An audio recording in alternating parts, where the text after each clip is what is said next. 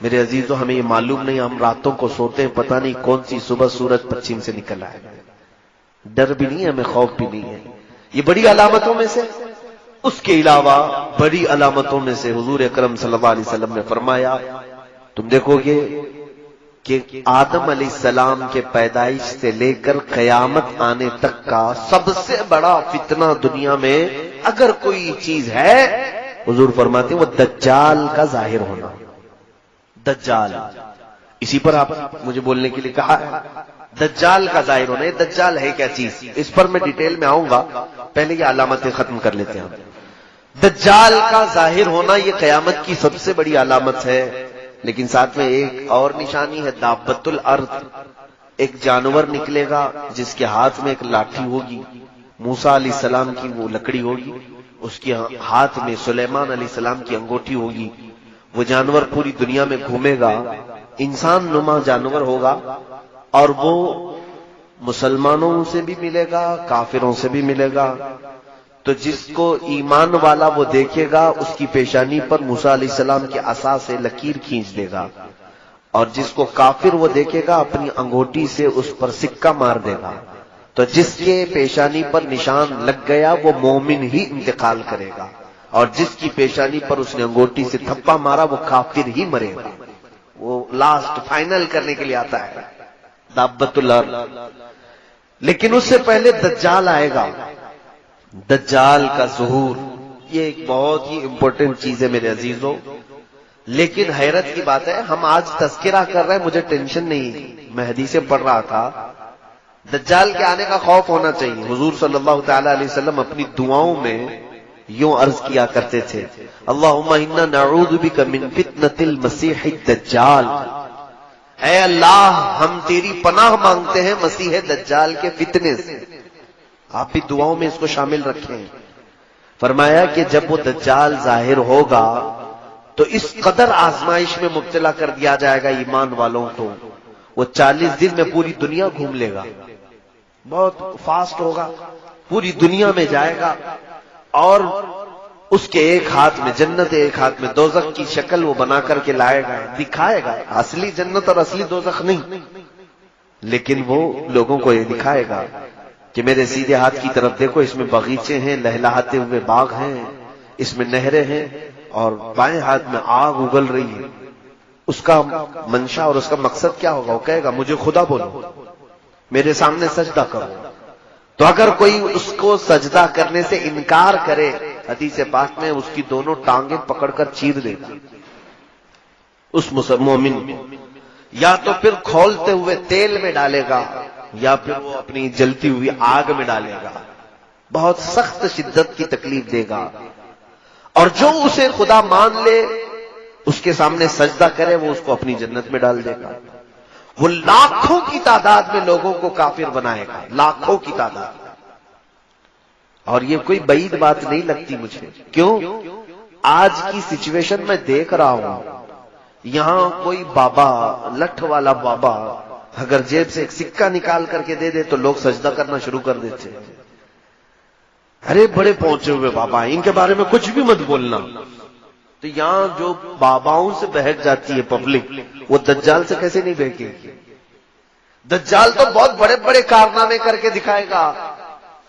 وہ خالی سکے نکال کر کے نہیں، میرے عزیزو حدیث پاک میں ہے، وہ آسمان سے بارش برسا کے دکھائے گا، زمین سے سبزہ اگا کے دکھائے گا. یہ کہے گا کہ میرے حکم سے بارش برستی ہے، میرے حکم سے زمین سبزے اگاتی ہے، تو مجھے خدا مانو. تو لوگ ظاہر سی بات ہے، بارش برسانا اللہ کا کام ہے، زمین سے سبزے اگانا اللہ کا کام ہے. تو بہت سارے لوگ یہی کہیں گے کہ خدا ہمارا زمین پر اتر پڑا، چلو اسی کی عبادت کرو. تو یہ دجال لوگوں کو اپنی عبادت میں مصروف کرنے کی کوشش کرے گا. یہ دنیا کا سب سے بڑا فتنہ، سب سے بڑا فتنہ. لیکن صرف اور صرف 2 شہر محفوظ رہیں گے، مکہ مکرمہ اور مدینہ طیبہ. حضور پاک صلی اللہ علیہ وسلم نے فرمایا کہ دجال پوری دنیا گھوم پھر کر مکہ اور مدینے آنے کی کوشش کرے گا، فرشتے اسے دھکا دے کر کے باہر کریں گے. وہ یہ دونوں حرم کی حدود میں نہیں آ سکے گا. بس وہ سیف جگہ ہے، لیکن ہم سب پوری دنیا میں جہاں پر بھی ہیں کوئی جگہ سیف نہیں ہے، دجال ظاہر ہوگا۔ اب میں یہ بھی بتاؤں کہ حدیثوں میں اس کا ذکر کہاں سے ہے۔ بعض لوگ کہتے ہیں قرآن میں نہیں ہے، لیکن صحیح احادیث کریمہ میں موجود ہے۔ صحیح احادیث کریمہ میں دجال کے آنے کی جو علامات بتائی گئی ہیں، سب سے پہلے دجال کا میننگ سمجھ لو آپ کہ اس کو دجال کیوں کہتے ہیں۔ عربی میں دجل لفظ ہے یہ، جس کا مطلب ہوتا ہے جھوٹ یا بدل دینا۔ گدھے کے اوپر آپ نے شیر کی کھال ڈالی تو اس کو کہتے ہیں دجل، یہ فریب کیا ہے، اندر کچھ اور ہے اوپر کچھ اور دکھا رہا ہے، تلبیس، یہ دجل ہے۔ اور دجل کا مبالغے کا صیغہ ہے دجال، بہت زیادہ جھوٹ بولنے والا، بہت زیادہ جھوٹ بولنے والا۔ اور ساتھ میں اس کو مسیح دجال کہتے ہیں۔ حدیث پاک میں بھی مسیح کا لفظ آیا ہے۔ مسیح جو ہے، مسیح کے کئی معنی ہیں عربک ڈکشنری میں۔ ایک معنی یہ ہے کہ ہاتھ پھیرنے والا، ایک معنی ہے شفا دینے والا، ایک معنی ہے کہ لوگوں کو دعا کرنے والا، عافیت دلانے والا، ایک معنی یہ بھی ہے کہ جھوٹ بولنے والا۔ مسیح کے کئی معنی ہیں، لیکن اب میں آپ کو بتاؤں مسیح دجال کون ہوگا، کیسا ہوگا، کب آئے گا۔ 3 پوائنٹ پر آپ مجھ سے بات سنیں، اور اس کے آنے سے پہلے کیا ہو گئے، چوتھا پوائنٹ ہے اور وہ بہت ضروری ہے۔ دجال، حضور صلی اللہ تعالی علیہ وسلم نے فرمایا وہ ایک آنکھ کا ہے، کانا دجال۔ بعض لوگ اس تشویش میں مبتلا ہیں، کچھ لوگ مجھے کہنے لگے اسرائیل میں ایک آنکھ کا بچہ پیدا ہوا ہے، اس کی فوٹو بہت وائرل ہو رہی تھی، کہا کہ دجال پیدا ہو گیا، دجال پیدا ہوگا۔ تو سوال میرے پاس یہ آیا کہ دجال پیدا ہوگا یا کہیں سے نکلے گا؟ حدیث پاک ہے ابو داؤد شریف کی، دجال پیدا نہیں ہوگا، وہ آلریڈی ابھی ہے، کسی جزیرے میں ہے۔ حضور پاک صلی اللہ تعالی علیہ وسلم ایک دن مسجد نبوی شریف میں تاخیر سے عشاء کی نماز پر آئے۔ یہ حدیث حضرت فاطمہ بنت قیس رضی اللہ تعالی عنہا سے مروی ہے، اور یہ حدیث غالباً مسلم شریف یا ابو داؤد شریف کی، لیکن سیاہ ستہ میں حدیث موجود ہے۔ حضور تاخیر سے آئے، صحابہ نے پوچھا یا رسول اللہ صلی اللہ علیہ وسلم عشاء میں اتنی تاخیر سے آپ تشریف لائے؟ کہا ہاں، مجھے تمیم داری کی بات نے روک لیا تھا۔ تمیم داری پہلے ایک عیسائی عالم تھے، بعد میں مسلمان ہوئے، صحابی ہیں۔ ان کا ایک بڑا لمبا واقعہ ہے، آپ اس کو سن لینا علماء کرام سے، میرے پاس اتنا وقت نہیں ہے۔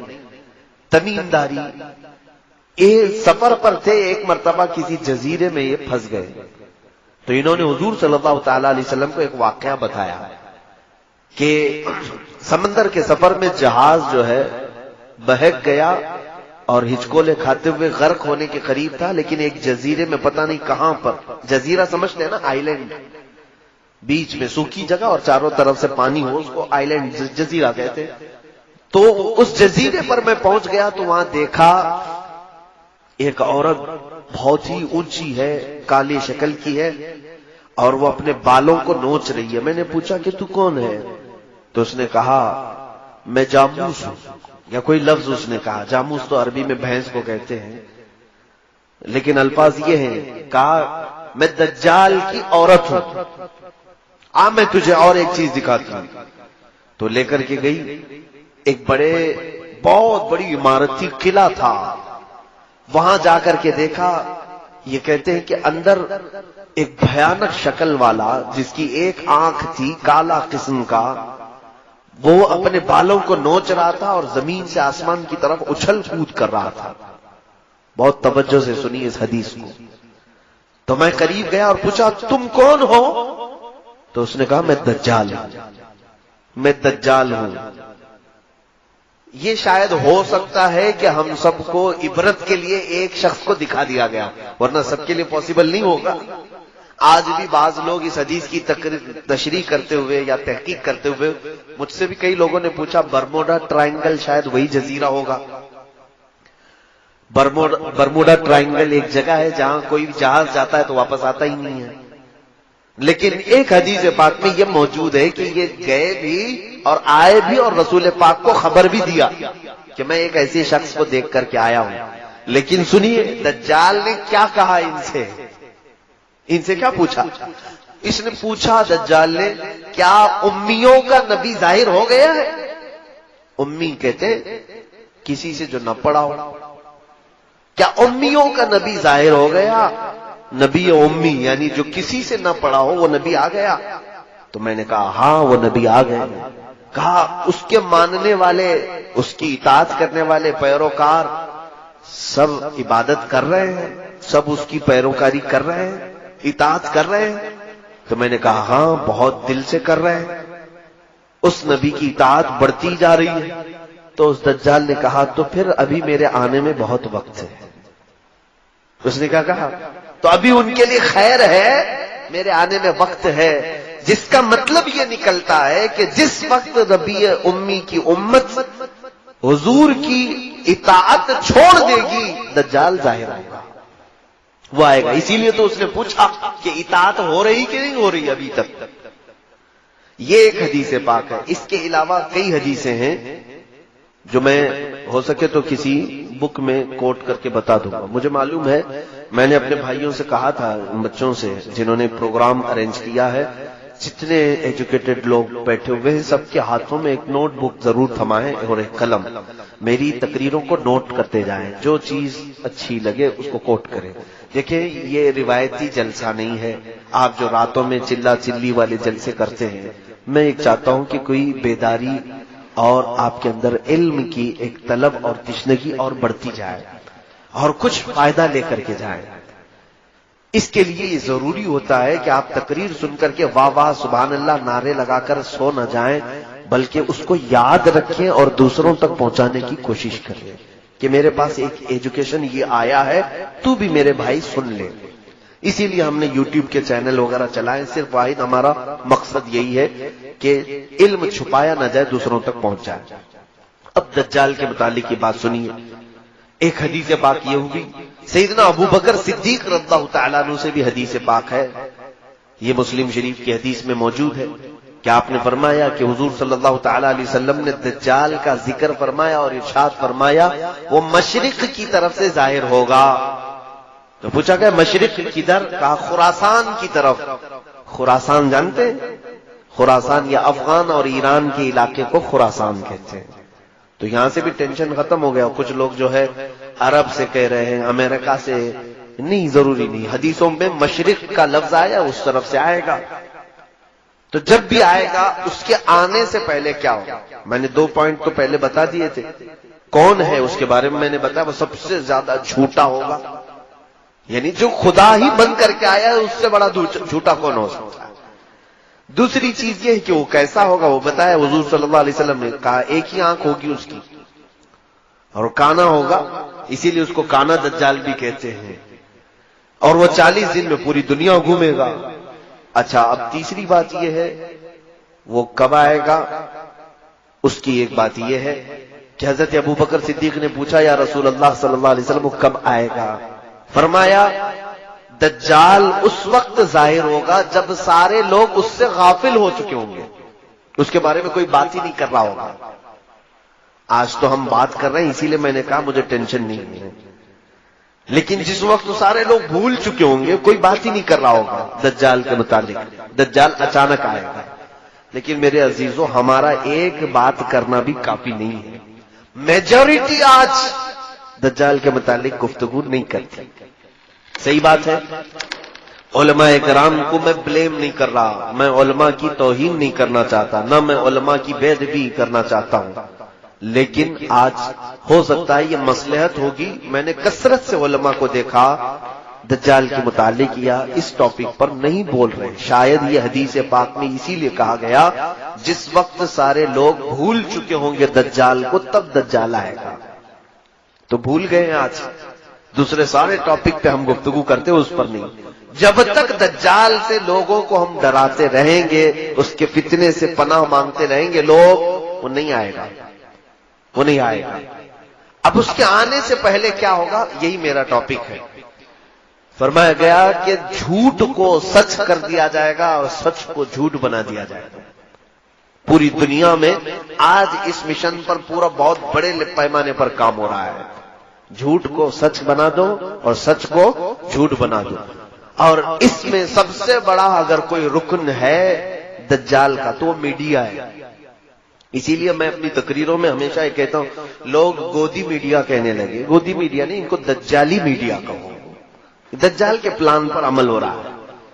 یعنی جتنا جھوٹ ہے اس کو اتنا مسالہ لگاؤ، اتنی بار بولو کہ سچ لگنے لگ جائے، اور کسی سچ کو اتنا چھپا دو کہ لوگ بھول جائیں کہ وہ کوئی جھوٹی بات ہوتی. یہ آج ہو رہا ہے کہ نہیں ہو رہا ہے؟ اور گناہوں کو سجا کر کے پیش کیا جائے گا کہ نئی نسل کو یہ لگے گا کہ یہ نیکی کا کام ہے. آج سود کو انٹرسٹ کا نام دیا گیا، فائنانس کا نام دیا گیا، نئے نئے نام دے رہے ہیں. گناہ تو وہی ہے نا. شراب کو الگ الگ نام دیے جائیں گے سجا کر کے.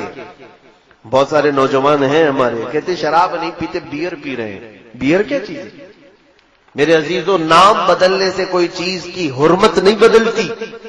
نئے نئے نام. ایک بار میں پلین میں تھا، ایک ایئر ہوسٹس آئی، اس نے ایک کین دیا تو سب کو دے رہے تھے. کہا یہ کریزی واٹر ہے. کریزی واٹر یہ کیا چیز ہے؟ لوگ اس کو کریزی واٹر کہہ رہے تھے. دوسرے ہمارے ساتھ جو تھے وہ لیے پی رہے تھے. میں نے پوچھا کہ وائن ہے، شراب ہے؟ کہا نہیں، کریزی واٹر. میاں کریزی واٹر کا مطلب کیا ہوتا ہے؟ کیا پانی پاگل ہوتا ہے؟ کوئی پاگل پانی؟ کریزی واٹر کا مطلب؟ تو بغل والے نے کہا کہ یہ وائٹ الکوہل ہے. یعنی شراب جس طرح رنگیلی ہوتی ہے اس کو بالکل پیوریفائی کر دیا گیا ہے، اور اتنا ریفائن کر کے جیسے پانی ہوتا ہے ویسی پانی کی طرح اس کو بنا دیے ہیں. لیکن ہے شراب، ہے شراب لیکن بالکل پانی کی طرح بنایا گیا. اس کو کریزی واٹر کہہ رہے ہیں. میرے عزیزوں، اس دن مجھے یہ سمجھ میں آیا کہ یہی دجال کے آنے سے پہلے جو مخبر صادق صلی اللہ علیہ وسلم نے بیان فرمایا، ہر باطل چیز کو سجا کر کے دنیا میں پھیلا دیا جائے گا. آج اس مشن پر سب سے زیادہ کام ہو رہا ہے. میں آپ کو اب یہ بات بتاؤں گا کہ مولانا آپ یہ دجال کے متعلق کہہ رہے ہیں کہ دجال کے آنے سے پہلے یہ ساری چیزیں ہوں گی، لیکن کون کر رہا ہے؟ میں یہ بھی بتا دوں، دجال کے آنے کا جتنا ہمیں خوف ہے، ہمیں ڈر ہے کہ نہیں ہے؟ حضور نے فرمایا کہ اس کے فتنے سے ڈرو کہ وہ بہت بڑا فتنہ ہے، کتنوں کو بے ایمان کر دے گا، کافر بنا ڈالے گا.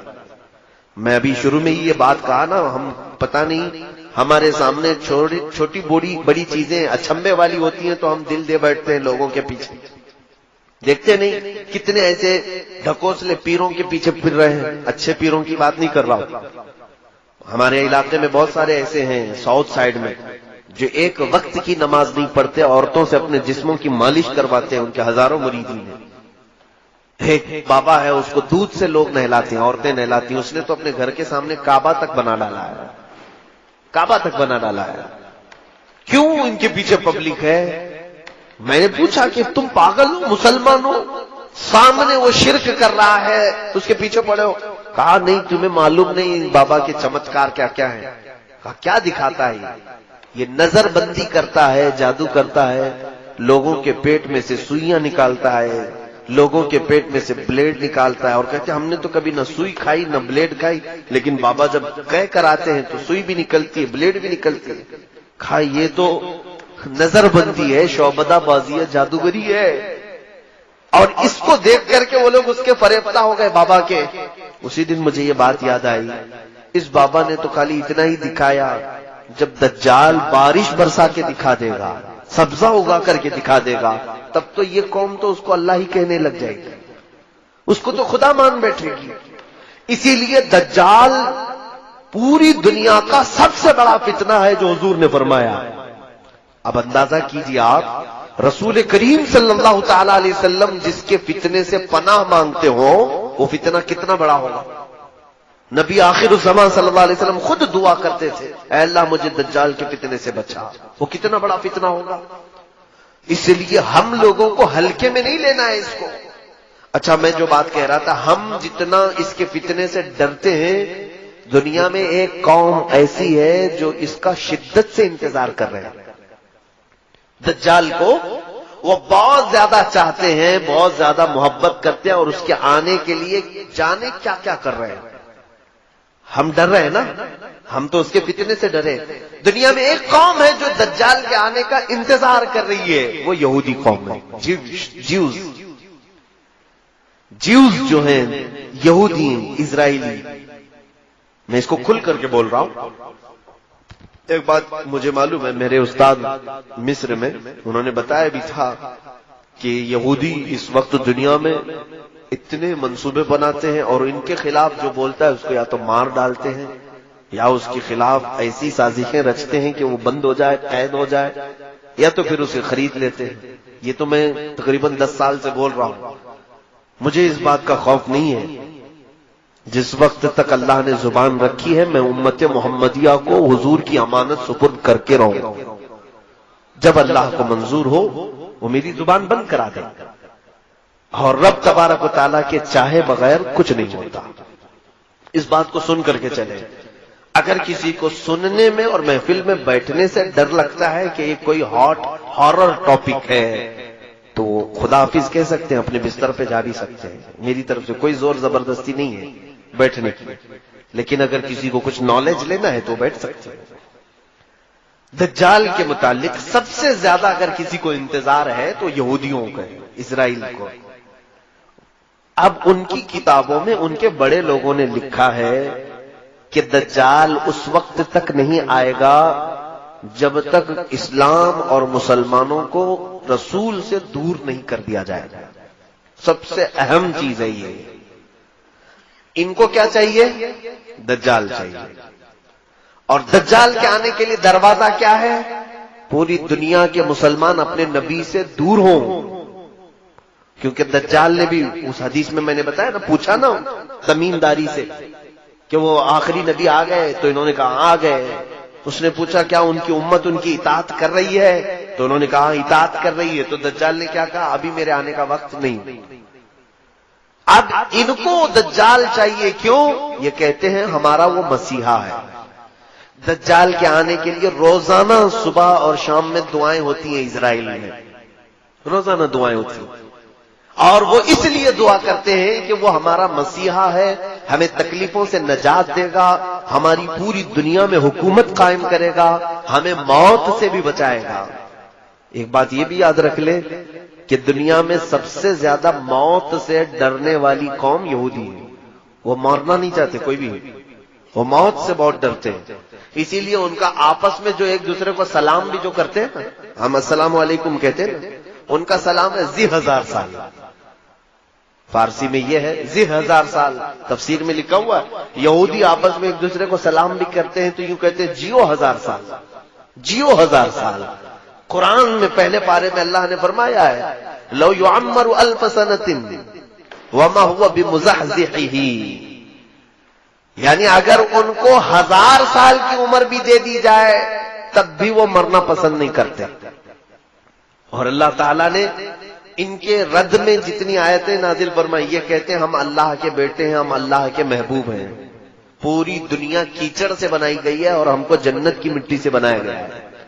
پوری دنیا کو جانوروں کے پخانے سے زیادہ گندی چیز سے بنایا گیا ہے، اور ہم شعب اللہ المختار ہیں، اللہ کی پسندیدہ قوم ہے. کون کہتے ہیں؟ یہود، جیوز. یہ ایک مٹھی بھر قوم ہے. انہوں نے جو عقیدے بنا رکھے ہیں وہ یہ ہے کہ دنیا کی سب سے افضل ترین قوم ہم ہیں، ہمارا ہی حق ہے دنیا میں، ہر چیز پر ہمارا قابو ہونا چاہیے، اقتدار ہمارا ہونا چاہیے. یہ قوم ایسی ہے، یہ پوری دنیا میں کہتے تھے وقالت الیہود نحن ابناء اللہ واحباؤہ. قرآن میں اللہ نے فرمایا یہ کہتے ہیں ہم اللہ کے بیٹے ہیں، ہم اللہ کے محبوب لوگ ہیں، سب سے زیادہ پیارے ہیں. تو اللہ نے ان کے رد میں آیت نازل فرمائی، جانتے ہیں اے محبوب ان کو کہہ دو جو محبوب ہوتا ہے وہ محب سے ملنا چاہتا ہے کہ نہیں چاہتا؟ ملنا چاہتا ہے کہ نہیں؟ یہ کہہ رہے ہم اللہ کے محبوب ہیں تو ان سے کہہ دیں ذرا موت کی تمنا کریں تاکہ تمہارے محبوب سے مل لو. اور اللہ فرماتا وَلَن يَتَمَنَّوْهُ أَبَدًا، ہرگز یہ تمنا بھی نہیں کریں گے مرنے کی. جھوٹ بولتے ہیں. اللہ کے تم محبوب ہو تو پھر مرنے کی تمنا کیوں نہیں کرتے؟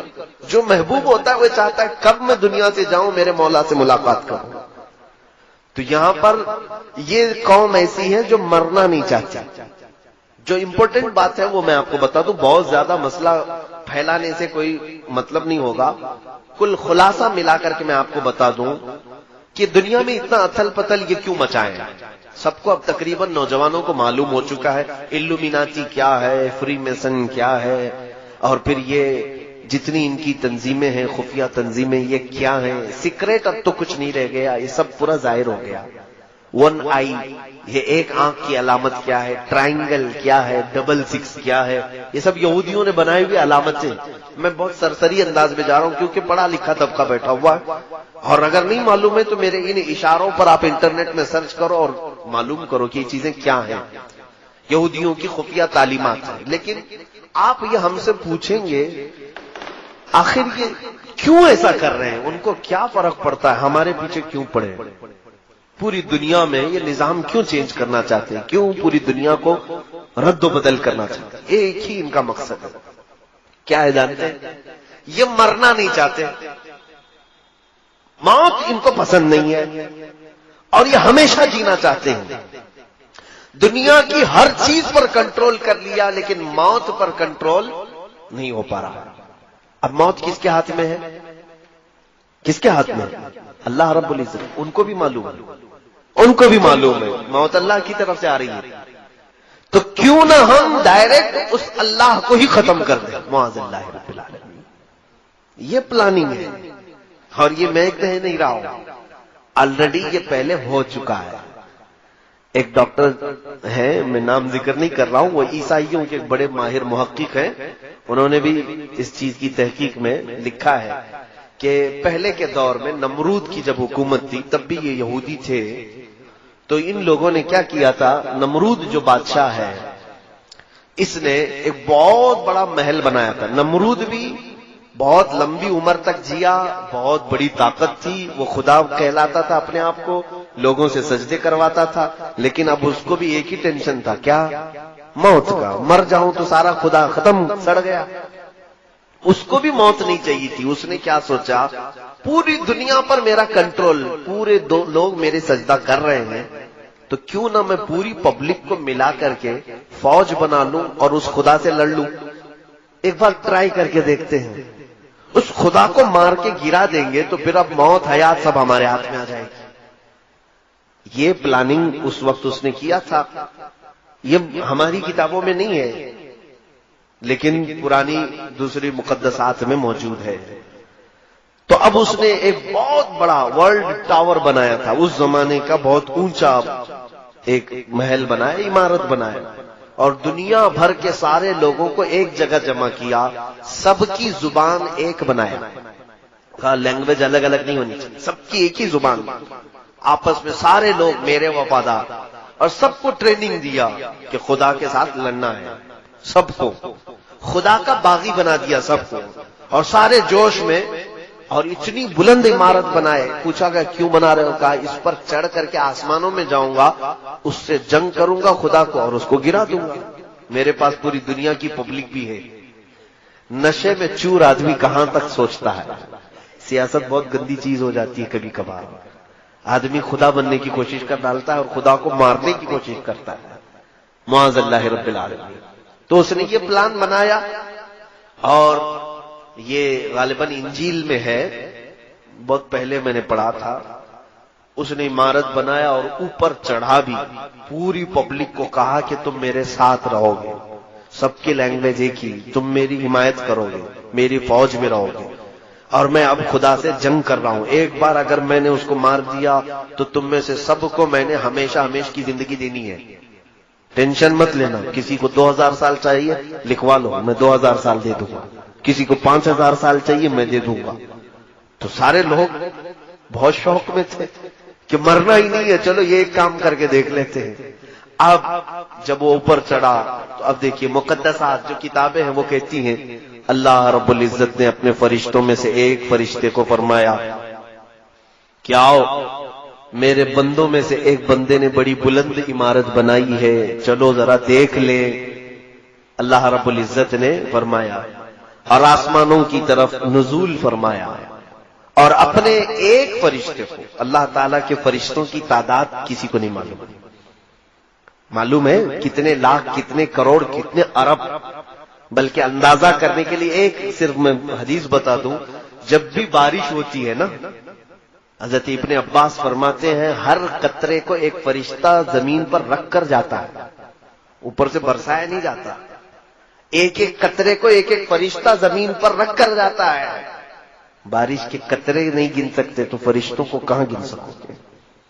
تو اتنے لاتعداد فرشتے ہیں، اس میں سے صرف ایک ہی فرشتے کو اللہ نے فرمایا تم جاؤ ذرا نیچے اپنے پر ہلاؤ. وہ فرشتہ نیچے آیا، جبرائیل کو نہیں بھیجا، میکائیل کو نہیں، اسرائیل کو نہیں، بڑے مقام والے فرشتے، ایک فرشتے کو بھیجا. اور وہ فرشتہ نیچے زمین پر آیا، اس نے صرف اپنے پر ہلایا تھا کہ یہ پوری دنیا غرق ہو گئی، اس کا سارا محل ڈھہ گیا، نمرود تباہ ہو گیا. اور اس کے بعد پھر یہ جتنے لوگ بچے تھے، کچھ اکثر تو مر گئے، جتنے بچے تھے اللہ نے فرمایا ان کی سب کی زبان کو الگ کر دو. سب کی زبان ڈیوائیڈ کر دی گئی، اس کی زبان الگ، اس کی زبان الگ، اس کی زبان الگ. یہ بھی اللہ کی حکمتوں میں سے ہے کہ یہ پھر ایسی پلاننگ کرنے کے لیے سب جمع نہ ہو جائے، الگ الگ کر دی گئی. یہ دوسری کتابوں میں موجود ہے، تو یہ پلاننگ ان کے دماغ میں آج بھی چل رہی ہے. فلاپ تو ہوا تھا آئیڈیا پرانے زمانے کا، اب جو اسرائیل ہے، یہودی ہے، اور اسی مقدس کتاب میں یہ بھی لکھا گیا ہے کہ اے لوگوں دیکھنا قیامت کے قریب ایک بار اور اس طرح کی کوشش کی جائے گی. اب بات سمجھ میں آئی آپ کے؟ اس طرح پہلے خدا سے لڑنے کا ایک پلان کیا انہوں نے، فلاپ ہو گئے اور مار دیے گئے. اب ان کو جدید ٹیکنالوجی پر، نیو ٹیکنالوجی پر اتنا بھروسہ ہے، انہی مقدسات میں کہا گیا ہے دیکھنا قیامت سے قریب ایک بار اور یہ چیز کوشش کر لیں گے. اب مجھے یہی لگتا ہے، یہ حدیثوں میں تو ہے نہیں کہ یہ لوگ خدا سے لڑنے کے لیے کوشش کریں گے، لیکن ان کی کتابوں میں لکھا ہوا ہے، یہودیوں کی. اب مجھے یہی سمجھ میں آتا ہے اسی پلاننگ کے تحت یہ اسی انداز سے چل رہے ہیں. ان کو ایک مسیحا چاہیے ہے، وہ دجال ہے جو خدا کا دشمن ہے، اور انہیں معلوم ہے دجال کا پاور کیا ہے. 40 دن میں پوری دنیا میں گھومے گا، لوگوں کو آسمان سے بارش برسا کے دکھائے گا، زمین سے سبزے اگا کر کے دکھائے گا. ان کو ایک ایسا پاورفل آدمی چاہیے جو خدا سے لڑ سکے، اس لیے وہ انتظار کر رہے ہیں. دوسرے ان کو کیا چاہیے؟ پوری دنیا کی لینگویج ایک ہونی چاہیے. تو یہ گلوبل لینگویج کے طور پر انگلش کو مشہور کر بھی رہے ہیں کہ سب کی کنیکٹ کرنے والی، سب کو کنیکٹ کرنے والی زبان انگلش ہونی چاہیے. سب کی کرنسی ایک بنانا چاہتے ہیں، اور آج تقریباً یہ کر بھی چکے. ڈالر پوری دنیا کی کرنسی بنتی جا رہی ہے. تقریباً ہر ملک اپنی ٹریڈنگ ڈالر میں کرنا چاہتا ہے. پوری دنیا کی ایک کرنسی ہو، ایک لینگویج ہو. اور آپ دیکھنا اکثر ان کے جتنے بڑے پریزیڈنٹ ہوں یا جو سٹارز ہیں، وہ اپنے بیانوں کے بیچ بیچ میں ون ورلڈ آرڈر یہ بات کہہ جاتے ہیں. نوجوان طبقہ اس کو نوٹ کر لے، one world order. One world order کا مطلب یہ ہوتا ہے ایک دنیا ایک حکم پر چلے. الگ الگ کنٹری نہیں چاہیے ہم کو، الگ الگ سیاست نہیں چاہیے. پوری دنیا ایک ہی حکومت پر، ایک ہی آرڈر پر چلے. یہ ان کا پلان ہے. کیوں میاں، کیوں پوری دنیا کو ون ورلڈ آرڈر میں ڈال رہے ہیں آپ؟ وہی پلاننگ جو نمرود کر چکا تھا کہ خدا سے لڑنا ہے، پوری دنیا کو پھر سے جمع کرو، ساری ٹیکنالوجی جمع کرو. اسی لیے یہ اسپیس میں بھی بھیج رہے ہیں کہ جا کے دیکھ کر کے آئے، سب تصویریں لے کے آئے کہاں خدا بیٹھتا ہے. معاذ اللہ رب العالمین.